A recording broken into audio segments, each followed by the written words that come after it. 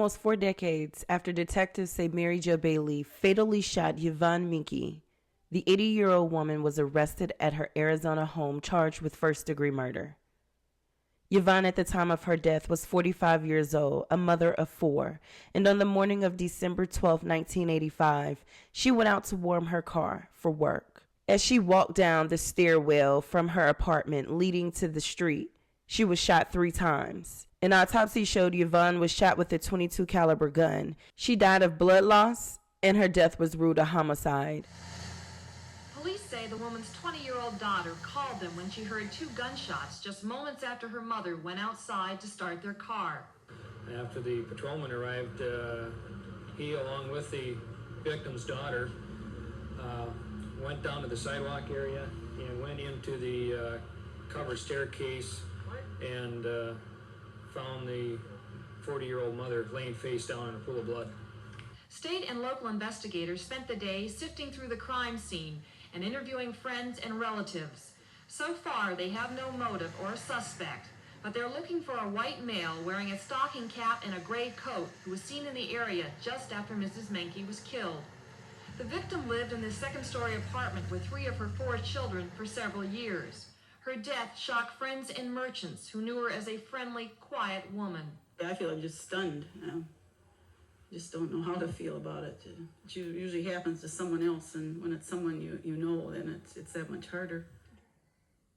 Investigators found snowy boot prints as well as a note in Yvonne's purse that had details of Mary Jo's truck. The boot prints found in the snow leading away from the scene were casted, preserving the evidence that would eventually become a key piece of evidence that will lead to Mary Jo's conviction. During their initial investigation into Yvonne's death, police also spoke to her boyfriend, Jack Owen, a local horse trainer.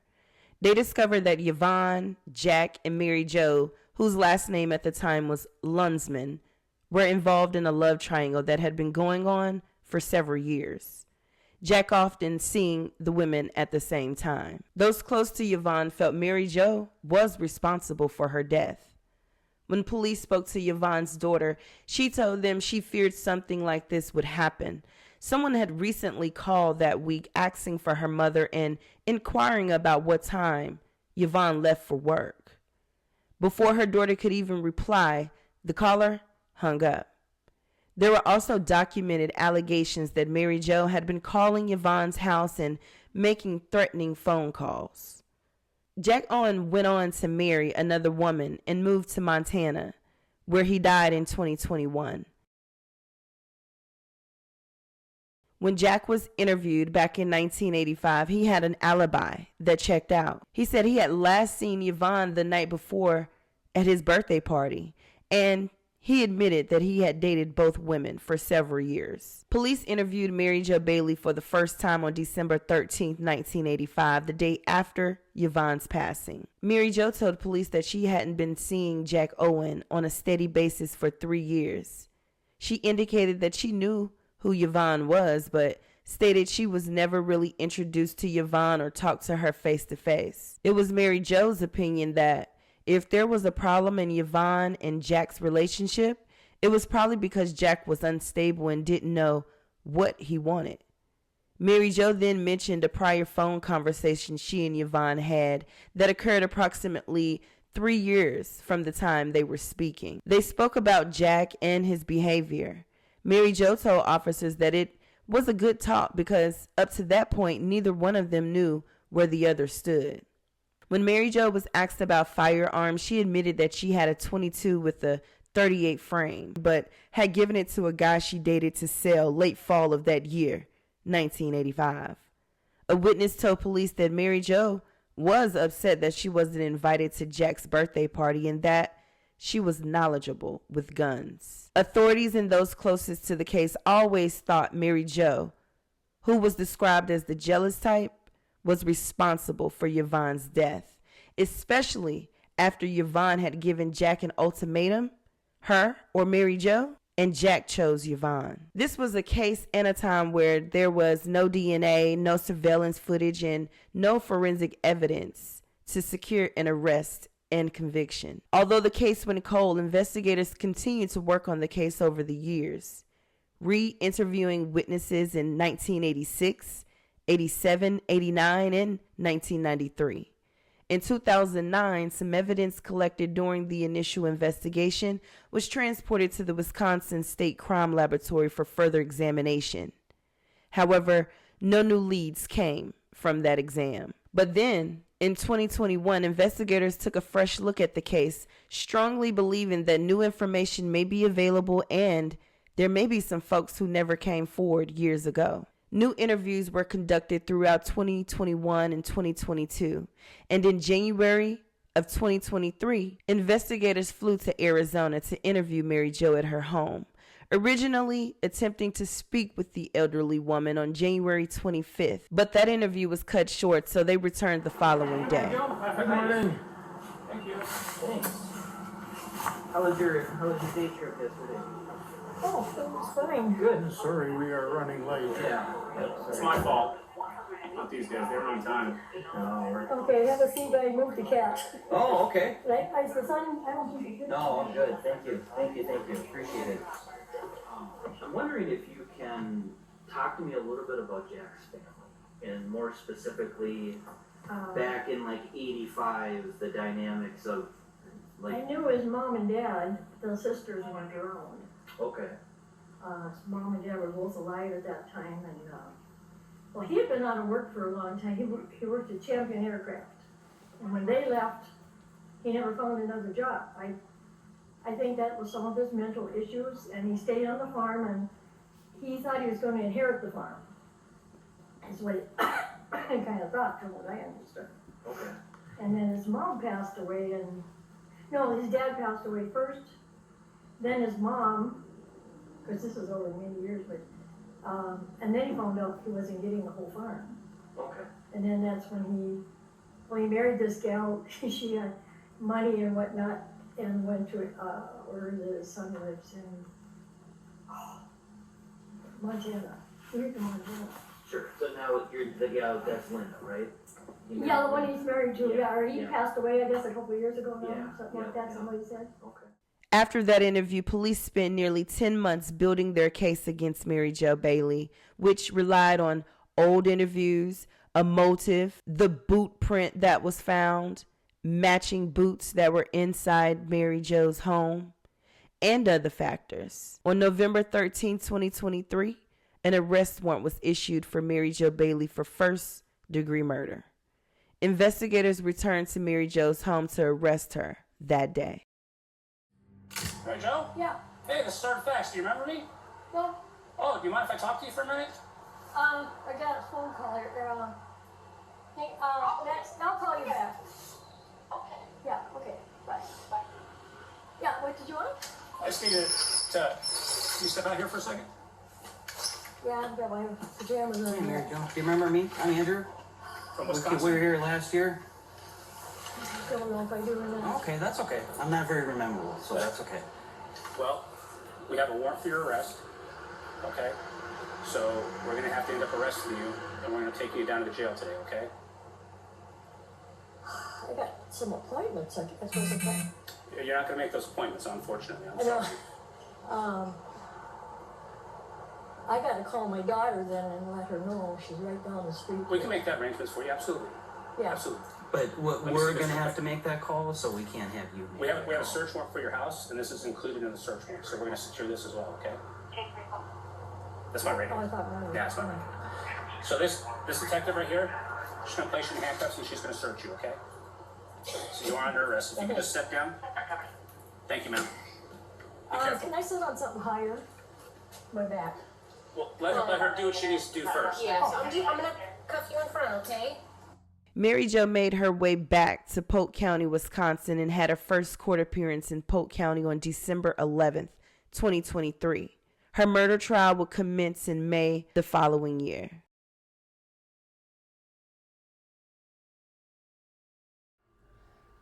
She gave Jack an ultimatum, either be with her exclusively or not at all, which meant no more Mary Jo, either romantically or training horses together. So Miss Bailey was left without Jack as a romantic partner and also without best horse trainer in the area. Horses were her life. Competing and winning these equestrian tournaments was her passion, and you'll see that by the number of awards she's received. And to have those two things snatched away from her by Yvonne was too much to bear. And so, she waited outside her apartment on a dark December morning and shot her to death. This Exhibit 99, you recognize that individual? Yes, I do. Is that your mother? Yes. How old were you on December 12th, 1985? 20. Where did you live at that time? In an apartment on Main Street in St. Croix Falls. Did you live with anyone else? Just Mom and myself. And looking at number 10, Your Honor?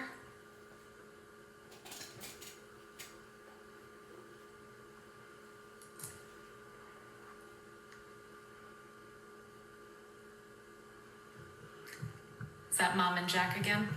Yes. And that looks like it's a different function. Yes. And number 11, Your Honor?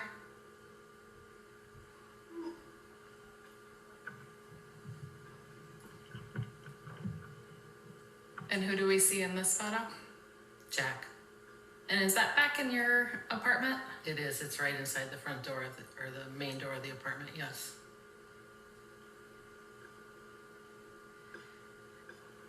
And Your Honor, that's it for the exhibits. You indicated that your mom and Jack were off and on. To your knowledge, was your mom dating anyone else in that time just before she was killed? No. To your understanding, was Jack dating anyone else at that time? Objection, foundation.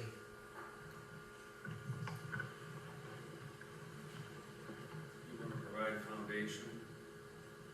I'm going to sustain that in terms of foundation. You want to provide additional foundation. Did you ever see Jack with any other individuals? I don't think so, no. You indicated they were off and on. Did that go on for a period of time? Yes. Do you know how long they would be back off and on? Did that start back in 77 or later?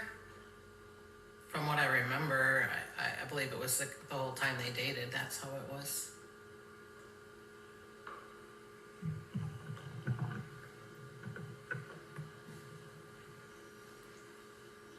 Did you talk to law enforcement about who you thought could have killed your mom?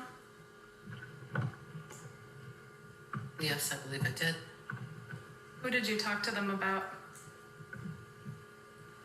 Mary Jo. And who was Mary Jo?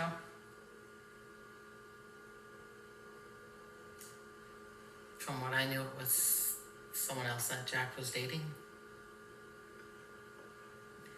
Had you ever met her? No.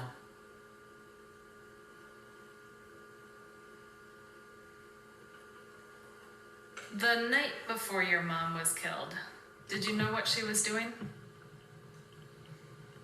I knew she was with Jack for his birthday, but I didn't know if they had gone out or gone to his house or his parents' house, or I knew they were together. I didn't know what they were doing.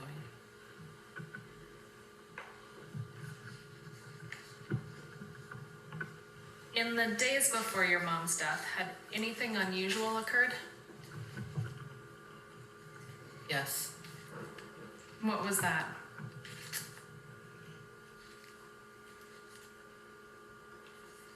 A day or two before she was killed, I had received a phone call one morning. What do you recall about that phone call?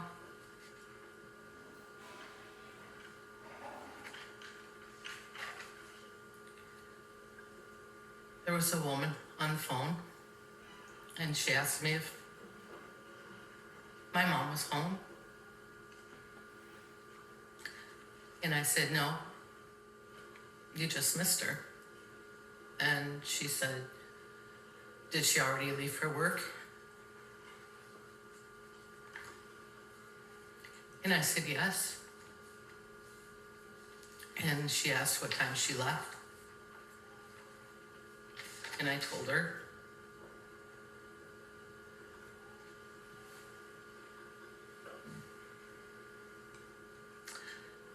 And then she just said, I'll just try to get a hold of her tonight. And she hung up.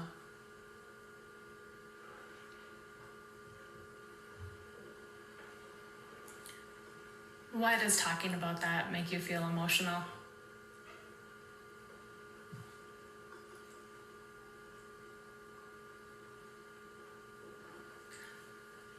Because I feel the caller was the person who murdered my mom, and I told her everything she wanted to know to make it happen.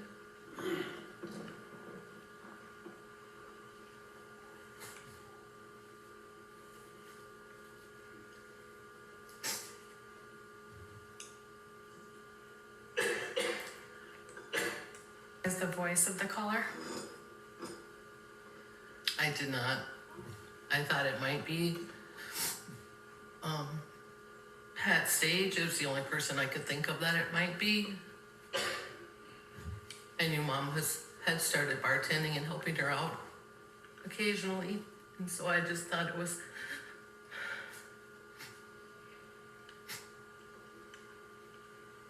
I thought it was Pat wanting to know how Mom could work for her.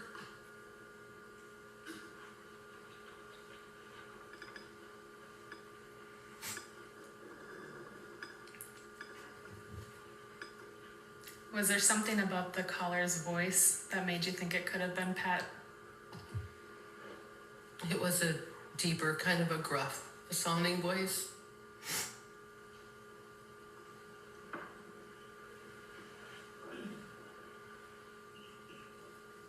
And was there anything about the phone call itself that gave you an idea of where the call might have been coming from?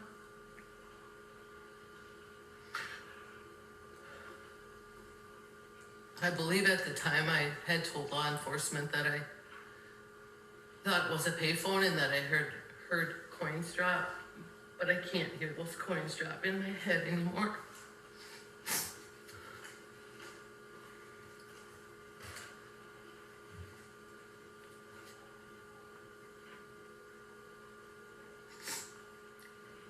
At the time, law enforcement had you listen to a call they made with Mary Jo Lunsden, correct? Correct. And at that time, do you recall what you told law enforcement as to whether you thought she was the caller? I do. I told them I couldn't be certain if it was or was not. Mary Jo's murder trial lasted for 2 weeks. After calling more than 30 witnesses, both sides rested.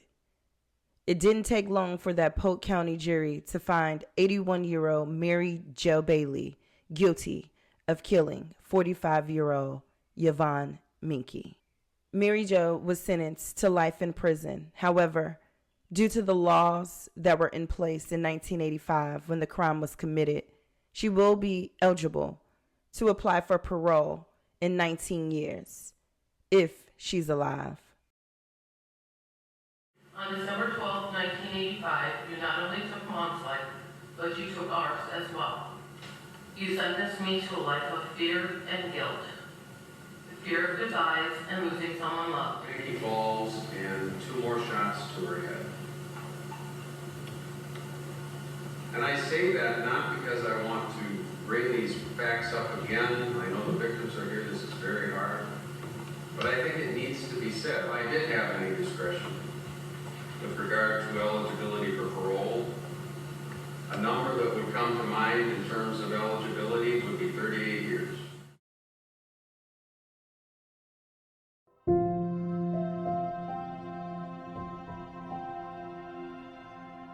Thank you.